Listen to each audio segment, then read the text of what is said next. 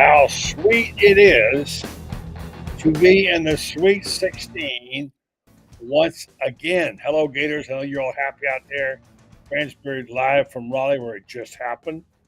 Florida wins 77-75 over the back-to-back national champions, and no more Uconn. Sorry, folks, all you folks up there in the East who thought you had this one. Gators had to scramble, though.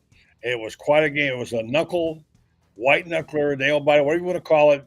It came down to the end. Florida just about couldn't seem to get it going until it kicked in around 5 minutes. FRANZ, it was quite a game for the Gators. It was an outstanding game, and in some respects, maybe, buddy, it was a game the Gators needed because they've been blowing people out, and sometimes you got to get your feet back down to reality.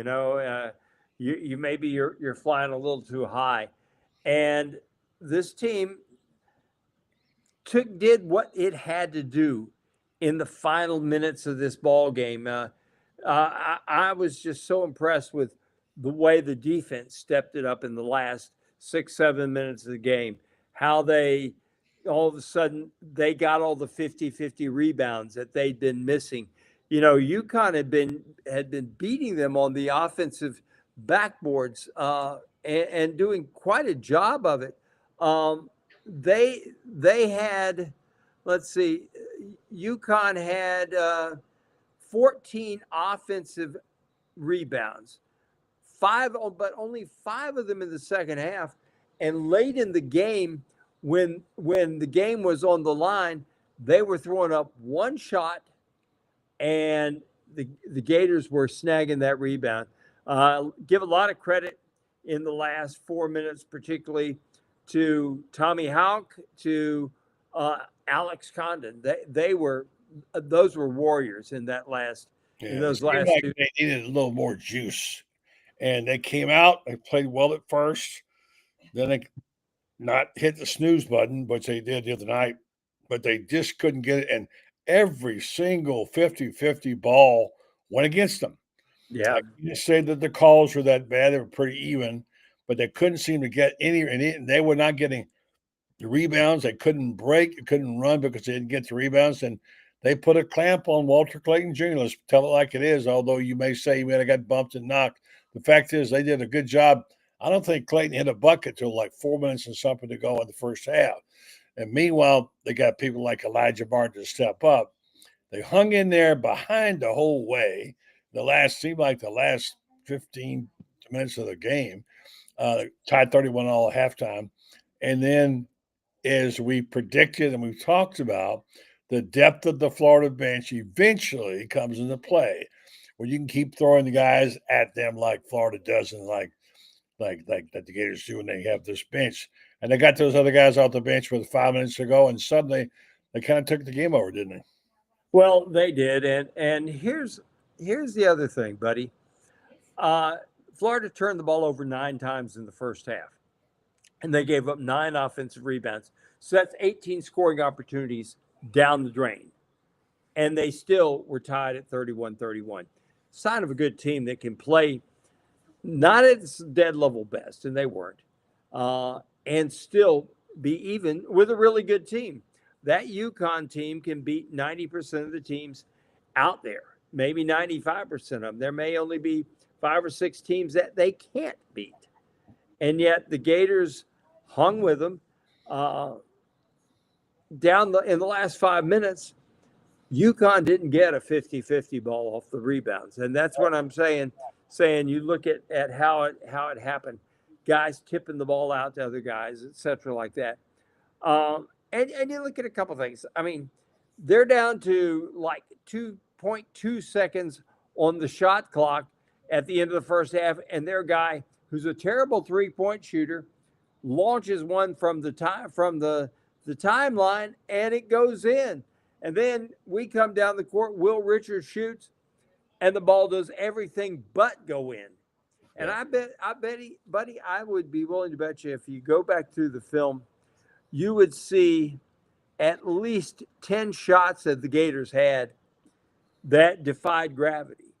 If they just make 5 of them, it's a blowout. If they if they just look at what they did on the free throw line, 22 for 34. You make 6 of those free throws, and all of a sudden, Florida's won the game by 12, 13 points, things like that. You know, because that would have changed how Uconn did things as well. So it's a tough game. It's a game we can be hypercritical if we want, but I think the best thing to do is to say this: Florida survived and advanced in Yeah. a game that was played against a quality opponent that could have won the game, and at the time that Florida needed to turn it on, they were able to and win the game. Yeah, I agree. And here's the thing about it, though. I'm going to say this: it's hard to be critical of a team that wins a big game like that, and certainly they did. They deserve all the credit in the world for putting the hammer down late in the game and pulling it out. And then at the end, Walter Clayton Jr. I just tweeted out, Walter, oh well, Walter, where art thou? And then he put up 3 big 3-pointers after that. There were things that happened, and I'm not a guy who says the break's always against us or the refs beat us, but there were things happening uncharacteristic. I believe it was Richard, I'm not sure, who slipped on a slick spot on the floor, and his man tripped over him, and the Yeah. foul had to be called on Florida. Oh, And yeah. when things like that happen, you just can't get a break of any kind. So not only were we not playing well, and UConn started playing better, was the breaks didn't go their way. They couldn't get 50-50 balls. And there might have just a little bit of lack of ferocity there in the last 10 minutes. They turned it up, especially with 5 minutes to go, and that was the difference in the ball game. But it was even at the end, Florida made them. That was a dumb foul Walter Clayton made to put them back even in the game, which they would have been, but would have taken a miracle. So congratulations. Franz, out of all this, what did you learn? That Florida is resilient. That Florida, when Florida has to get it done, they get it done. And again, nobody is pointing fingers at each other, anything like that. They just get out there and get it done.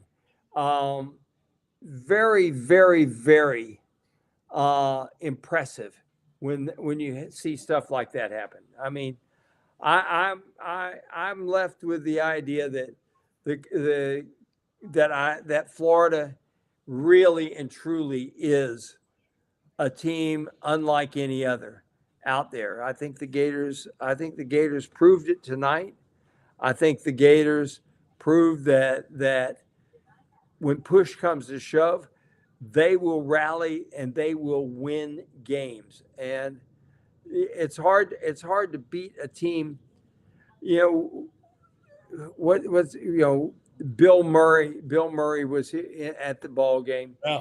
and it made me think of that old saying from what was the movie? I guess he wasn't in this. It was um, the Blues Brothers, where the line is, "We're on a mission from God." And and did you ever start to think that maybe these guys, in some one respect, that's what they're on? I mean, I know this, but Bill Murray didn't get my vote anymore, pulling for UConn against the Gators. He was out there pulling for them. So whatever. well, yeah, guys do what guys do. They have As their long day. as we said that, though, let's go ahead and say that we both felt like Raftery, Ian Eagle, and Grant Hill. I'm never one to complain about bias in announcers, but openly, it seemed like they went out of their way to comment about somebody in the East and didn't seem to want to give Florida proper credit at the time. Am I wrong about that? I mean, it seemed like they were No, I sat biased. behind. I sat behind those guys the other day, and I got to tell you, I wasn't impressed. I mean, I guess I should be. I mean, thanks to them, I got a lot of TV time. Yeah, you did. I heard you were on tube a lot. Yeah, every time they showed a picture of Grant Hill, I was there, right there behind him. And the thing about it is it's kind of like I get so sick of Dick Vitale and his push and Duke, push and Duke, push and Duke. Duke's a really good team. There's no question about it. Winning big today. I mean, they look good today and everything like that, but they were playing a Baylor team that's been beat up all year. That's not as good as JD's teams in the past. I thought for the first 15 minutes, I thought Baylor was really good, and then all of a sudden, Duke just wore them down. Cooper Flag's a great player, no question about it. But is Duke? What would Duke do in the SEC?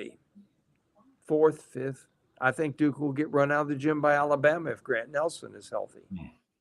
Despite all that, the numbers for Walter were 23 points. He was 5 for 8 for 3-point. And he when they really needed him, he came through like crazy. But he had all he wanted for a while, and I think one of the things is he gets some good quality rest from his bench, which helps him a lot. All right, now what's next for Florida? What does this mean? You'll be in San Francisco next. Tell me about this next opponent. Tell me about what kind of physical condition they're in. And you went to Todd's press conference. What did he have to say? Yeah, I went to Todd's press conference.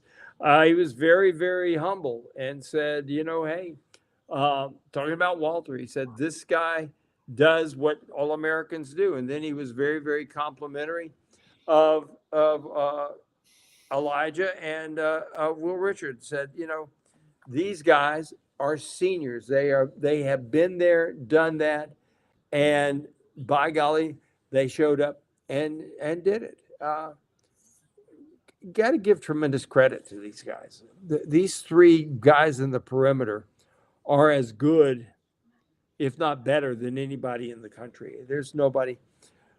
I don't think there's, I know Cooper Flag's a great player. I know Janai Broom's a great player. But if you ask me who the best player in the country is, it's Walter Clayton. I mean, Walter Clayton Jr. is to me, is the best player in the country. He is the best guard Florida has had in a long, long time. Most people would say ever. That's covers a lot of territory. Give them this ability to shoot the basketball, like someone said, when they need a basket and to set other guys up and then make difficult shots.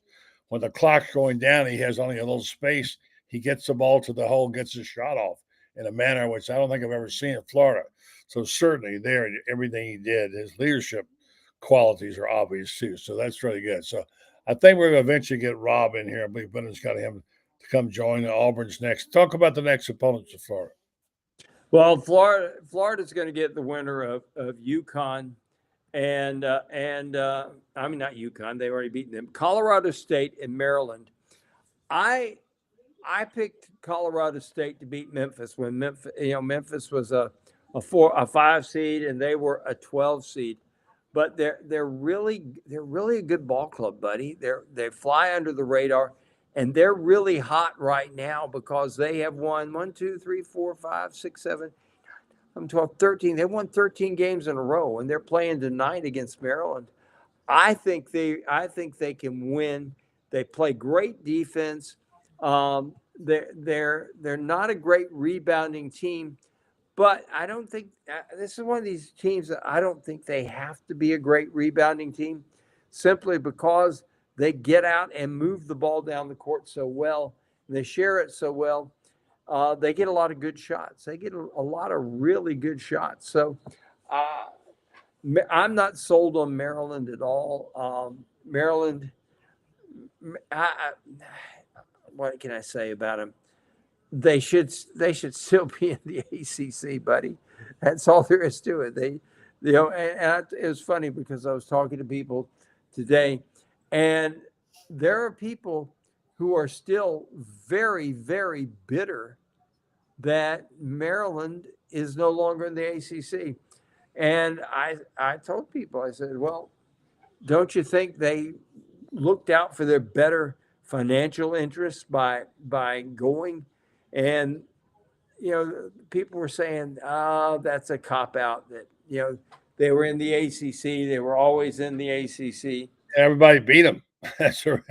Well, they won they won a national. I know. They had their moments of left through Giselle too, but they were not in North Carolina. So yeah, well, they were never going to be, it's funny because I'm looking at in the press room and there's this picture of David Thompson ripping down a rebound. I think we lost France there for a minute. He's talking about the rebound. I think what he's going to say was that there was a picture there, and he was. They showed the press center. They showed the media bench, and young Franz Beer was sitting there. So yeah, France has been around. France knows a lot of basketball. Where is he? I didn't see him there. Who? Franz. Were you in the last picture? No, it was a picture of old photograph I'm sorry. back in the day. They showed the old picture. He and Chris Okay. were watching it, Okay. And then he looked up at the breast row, and there he was as a young fella. So yeah, so Brendan, you and I were texting. I don't know what happened to France. We lost him. No, he'll come back. He probably lost him. Who knows? The cell service is terrible there. But these pictures are fresh by Chris Spears, GatorbaitMedia.com, by the way. Just fresh off the hardwood there. So good job by Chris Spears. Does fantastic work and doesn't really get enough credit. There's Franz. Yeah. There he goes. Franz, you there? Yeah, I am. Yeah. No, what I was saying is there's a picture. There's David Thompson ripping down a rebound. Mark Moeller, North Carolina State's in the picture. There's John Lucas in there, and Owen Brown of Maryland. And I'm looking there on the press row, and I'm picking up. There's Joe Teedy. There's Colton Tudor. On and on and on. And I keep going down the road, and I wait a second. Who's that guy with the long hair and the beard? And I think, oh my gosh, there's still proof that I once had a lot of hair. Were you wearing bell bottoms? Absolutely, buddy. Of course. I mean, I was a I fashion. love bell bottoms. I thought they were great. I was the fashion king of press row back in my day. Oh, I don't know. Buddy was pretty fashionable. I got. Well, I'm talking about here in the ACC. Okay. I mean, well, yeah. Here in the ACC, I was kind of set the fashion trends. I mean, Frank DeCenzo of the Durham Sun used to come in, and Art Chansky used to come in wearing their coats and ties and everything like that. And not me. I looked too much like a hippie to be them. But it was fun times. And it was good to be, it was kind of good to be back here in this area, back there, and listening to people talking about the demise of the ACC and asking themselves, can we ever get back to a level where we were? Can Duke survive at this level? Because Duke is going to be trying to compete for players with the SEC, and there's no money. And I'm thinking, come on now, there's always money at Duke. But I understand what they're saying is that there is so much money that's pouring into the SEC right now, and they're really feeling the squeeze. They're really and truly feeling the squeeze because of the way the SEC is not only spending money, but the SEC is allocating money to basketball. I got a chance to talk to Greg Sankey Friday evening, and Greg Sankey, gave plenty of credit to Mike Slive because Mike Slive just told everybody, hey, if we're going to be a great conference, we got to play great basketball. It's got to be somebody other than Kentucky and Florida. And you look at this conference now. I mean, we're 15 teams deep, 14 teams in the tournament now, and right now the SEC's won 12 ball games. They're about to get number 13 because Kentucky's going to win tonight. But they also set a record for most losses by a conference, 6. So, but you had so many teams. That's one reason. There were so many teams. Well, you got so many teams, but the thing about it is you can have all these teams. The Big Ten wins 10 ball games early on. Everybody's saying, "Wow, the Big Ten this, the Big Ten that." Well, I'm looking at this. Auburn's going to beat Michigan. I promise you that. Michigan's a very beatable team. New Mexico State, New Mexico, coached by little Ricky Pitino, I believe is going to beat Michigan State tonight. That's a winnable game for little Ricky. Okay. Oregon is going to face Arizona tonight. I wouldn't be surprised to see Arizona win that one. BYU has already beaten Wisconsin, and I keep going down the list. Houston is going to get Purdue. Purdue will lose its next ball game. Purdue set a record of some kind, didn't they? By most trip, I think, yeah, there was some kind of record, most consecutive wins or whatever it was. Yeah, they broke some kind of record. Yeah, there's always some kind of. It's who gets to the Final Four is the question. We hope it's going to be Auburn and Florida, but you just don't know. And I'll take Auburn, Florida, Tennessee, and if Grant Nelson is healthy, I'll take Alabama over Duke. Yeah, see, I got Duke in there, and I've got Houston in there, and I got Florida and Auburn. So we'll see. But all right, so let's revamp. Let's just go back and take Friday night's game against Norfolk State and this game today, which is the nail biter and the one that scared everybody to death, white knuckle game. And we talked about what Florida may have learned. Let's talk about the players who've been so consistent. I was sorry to see Chimelo get in foul trouble tonight because he really has become a big part of this. He was really coming on and dominating on the boards. Yeah, and then Chimelo, then obviously Elijah Martin had a huge game. We know about what happened to Walter. He played well at first and then disappeared and came back and played well at the end. Is there one particular person that I'm overlooking that you think was outstanding and had the two big guys, Tommy Hawk and Alex Condon?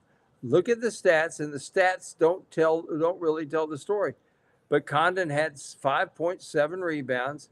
Tommy Hawk had 7 points, 7 rebounds. Condon had 4 assists.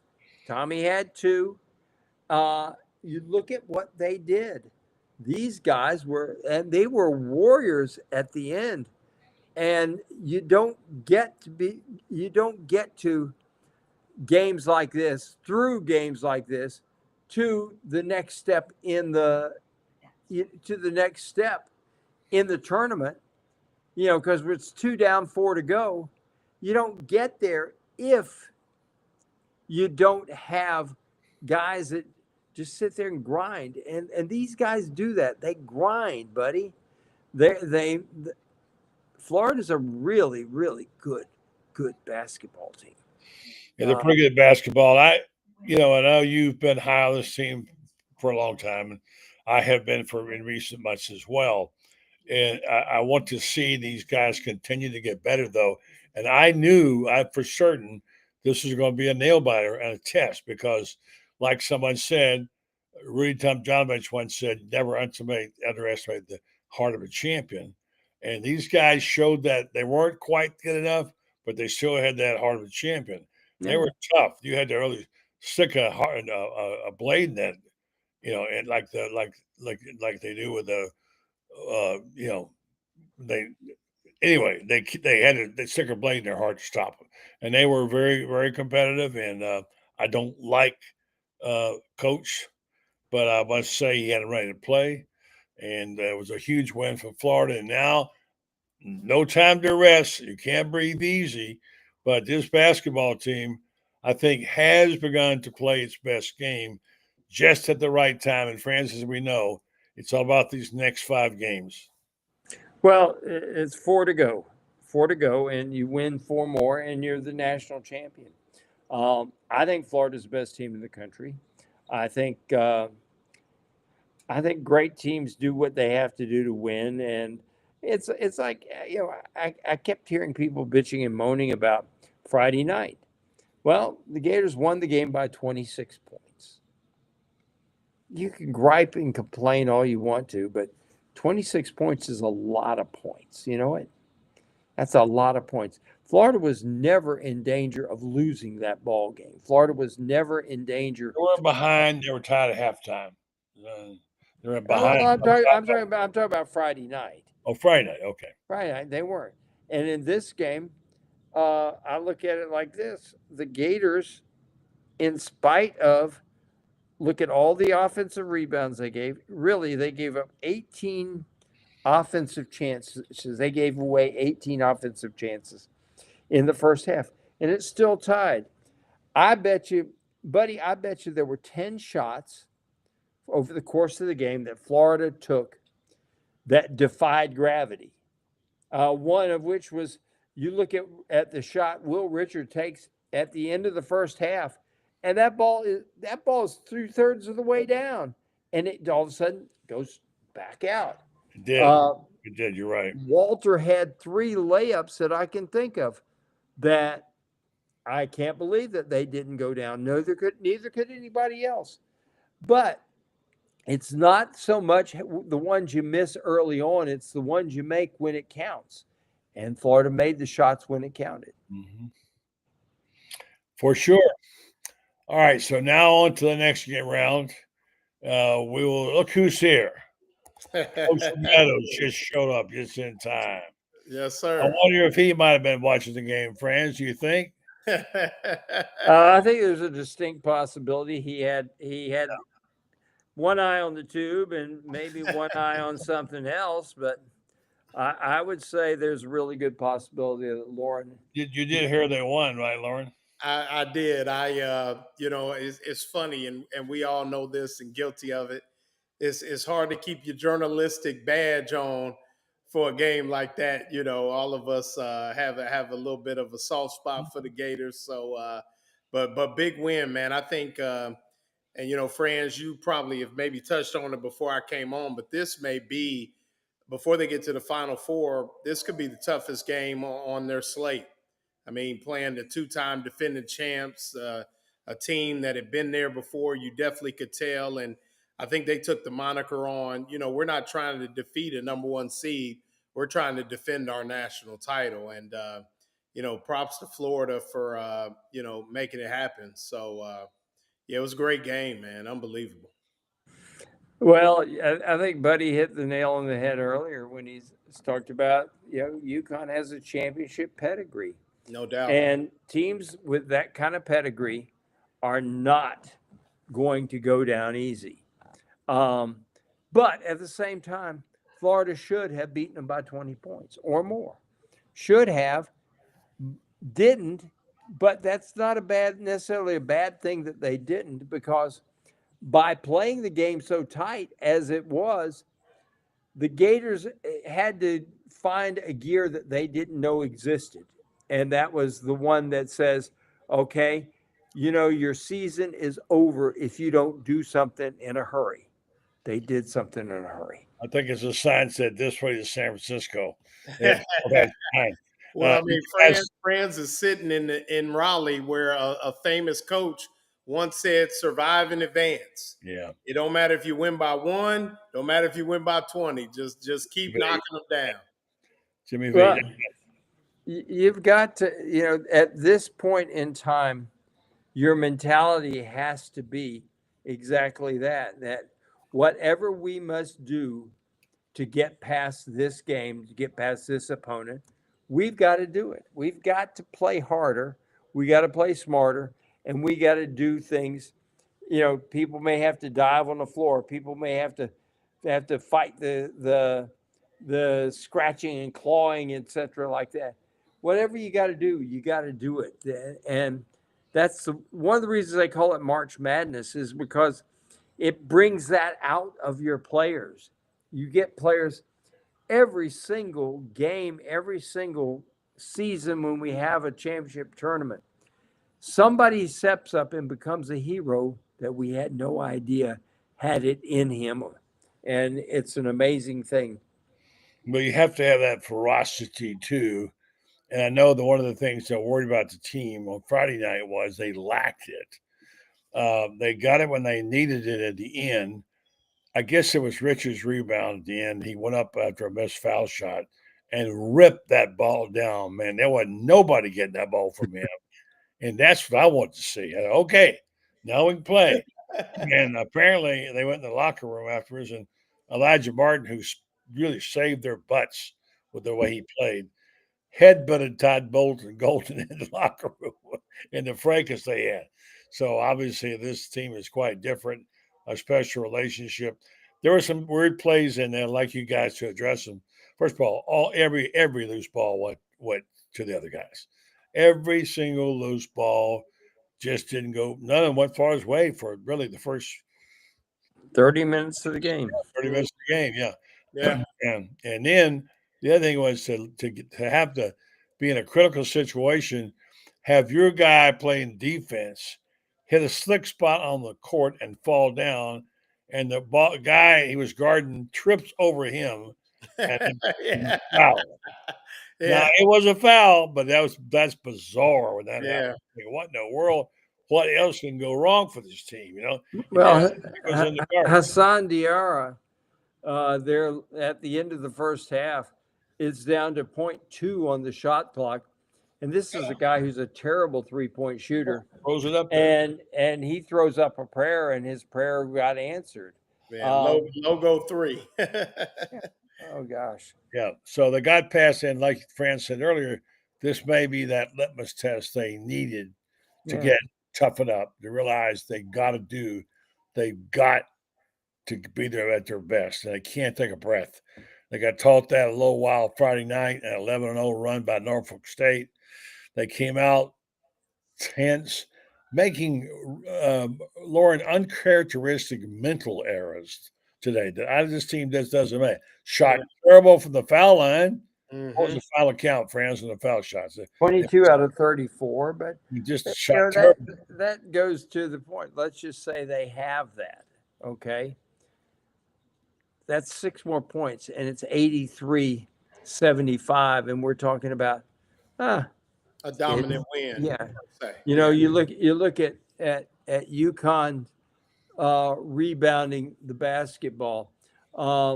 They got let's see how many points they get on second chance. They got 14 offensive rebounds, and they kept balls alive, and they wind up getting points. And you got to take, every time you give up an offensive rebound to somebody, you got to look at it realistically and say, that's a missed scoring opportunity for us. We gave them a scoring opportunity, and we missed ours. Yeah. 9 first half turnovers. Yeah. That was the other thing. Only 3 turnovers in the second half. Yeah, they finally got that under control. Here's a little thing from Dan Hicken.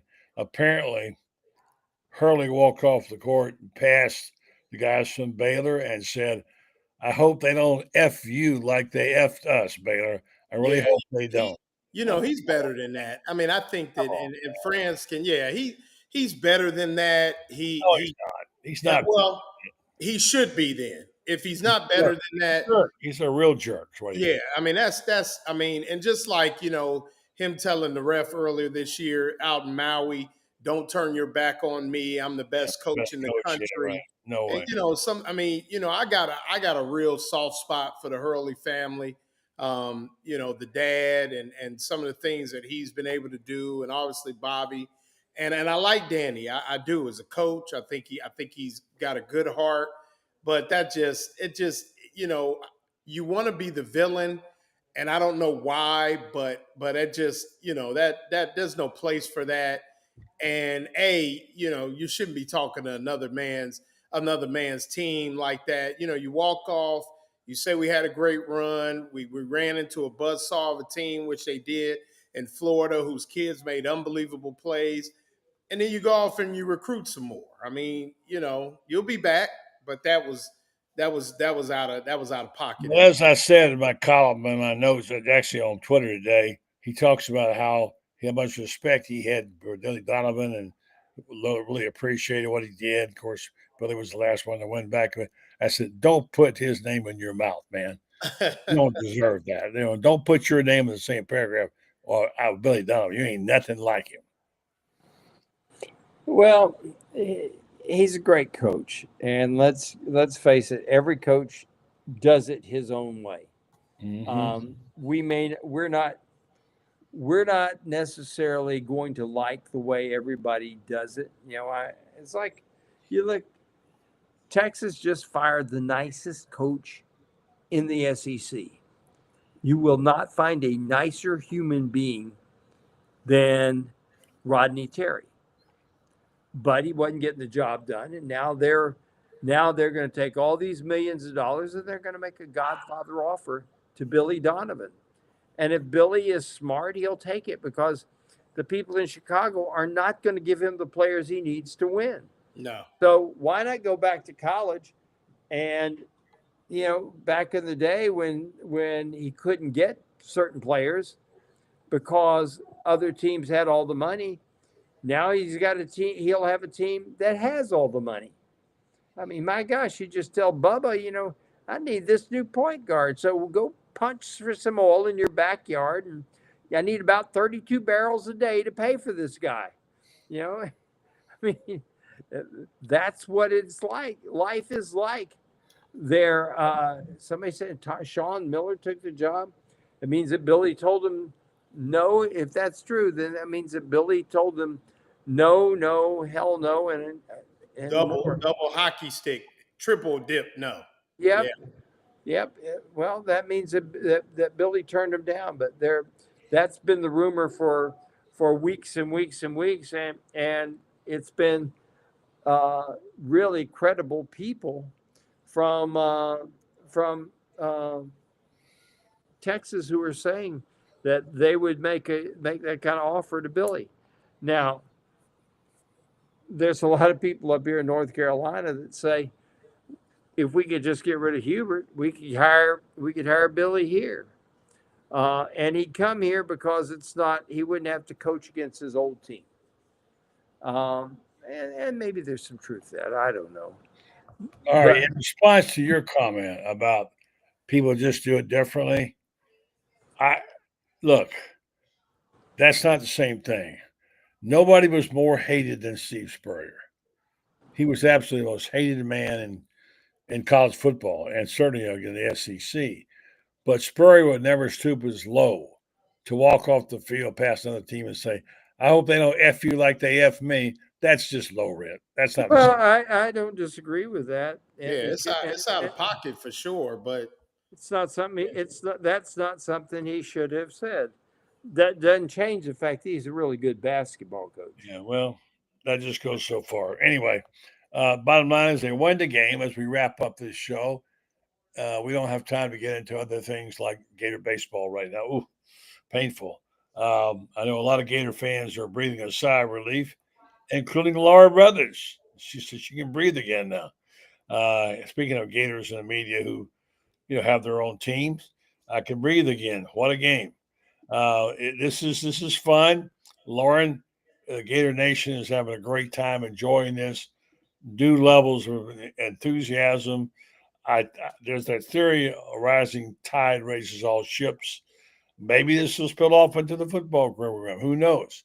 But it certainly is fun to watch. Nerve-wracking, yes, but they're bringing us a new level of competition we haven't seen in a while.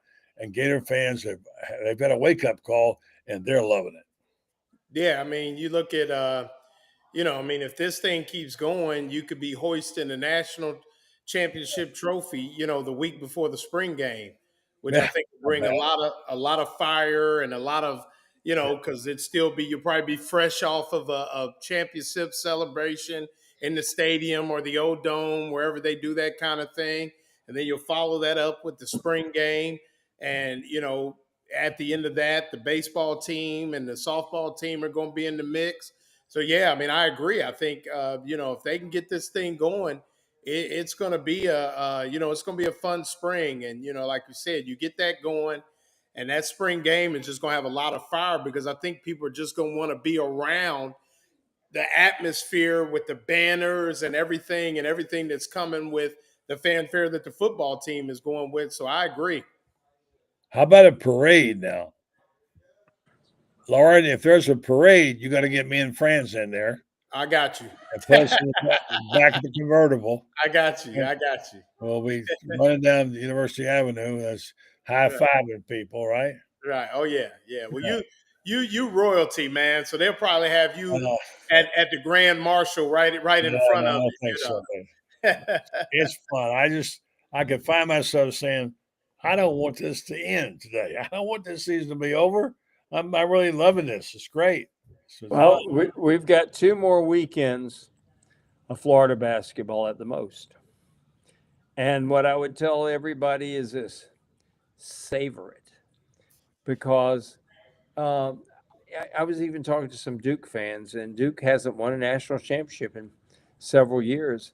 And a Duke fan told me today, he said, you know, he said, what this last drought has told me, he says, it's told me that I have been taken for granted these national championships, that I've got to be, I got to savor them. I got to love the ones we get, because they're hard to come by. If they were easy to come by, Kentucky would have 20 of them.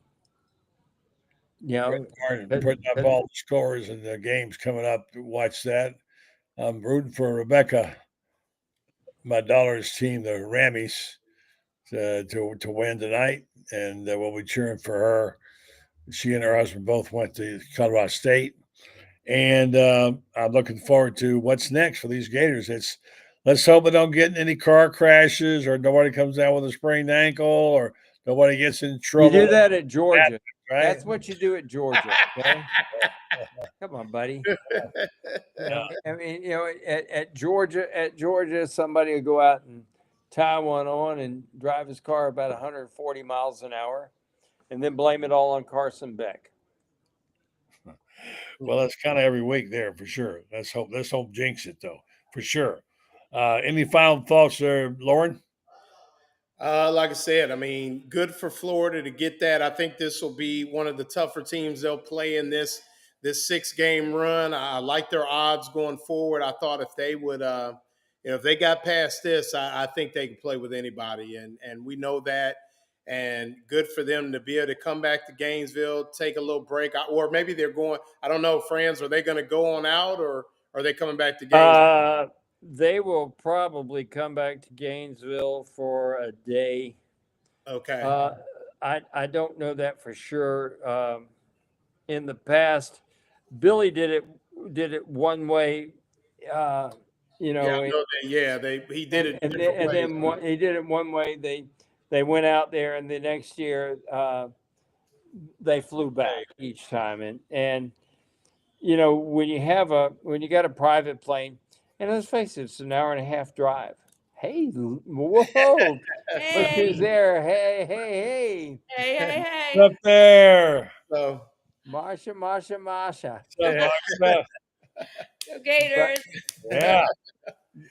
But So, it's only an hour and a half. It's an hour and a half flight out of Raleigh, and they fly a private jet. So right.